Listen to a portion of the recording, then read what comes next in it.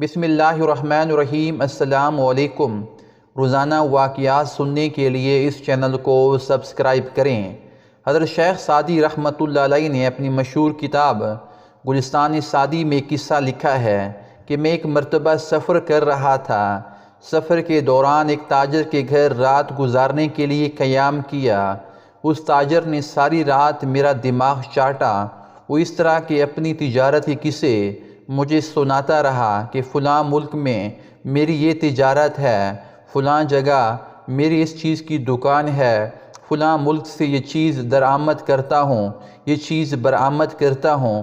ساری رات قصے سنا کر آخر میں کہنے لگا کہ میری اور سب آرزوئیں تو پوری ہو گئی ہیں اور میری تجارت بھی پروان چڑھ گئی ہے، البتہ اب صرف ایک آخری سفر کرنے کا ارادہ ہے۔ آپ دعا کریں کہ میرا وہ سفر کامیاب ہو جائے، تو پھر اس کے بعد کنات کی زندگی اختیار کر لوں گا اور بقیہ زندگی اپنی دکان پر بیٹھ کر گزاروں گا۔ شیخ سعدی رحمۃ اللہ علیہ نے پوچھا کہ وہ کیسا سفر ہے؟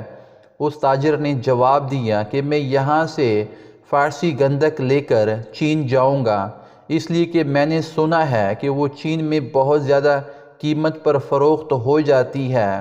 پھر چین سے چینی برتن لے کر روم میں فروخت کروں گا، وہاں سے رومی کپڑا لے کر ہندوستان میں فروخت کروں گا، اور پھر ہندوستان سے فولاد خرید کر حلب یعنی شام میں لے جا کر فروخت کروں گا، حلب سے شیشہ خرید کر یمن میں فروخت کروں گا، پھر وہاں سے یمنی چادر لے کر فارس آ جاؤں گا۔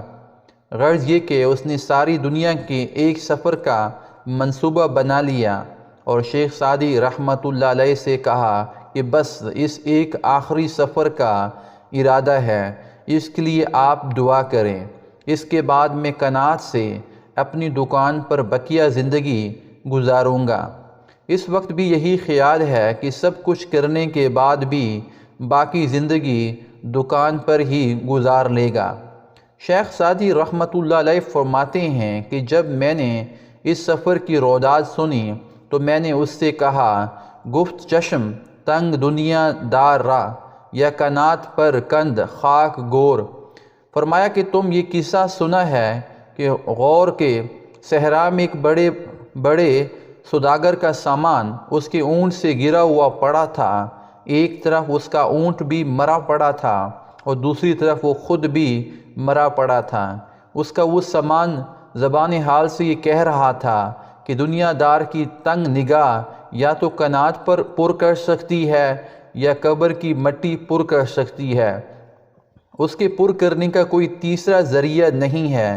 یہ واقعہ بیان کرنے کے بعد شیخ سعدی رحمۃ اللہ علیہ بیان فرماتے ہیں کہ جب دنیا انسان کے اوپر مسلط ہو جاتی ہے تو پھر اس کو کسی اور چیز کا خیال بھی نہیں آتا۔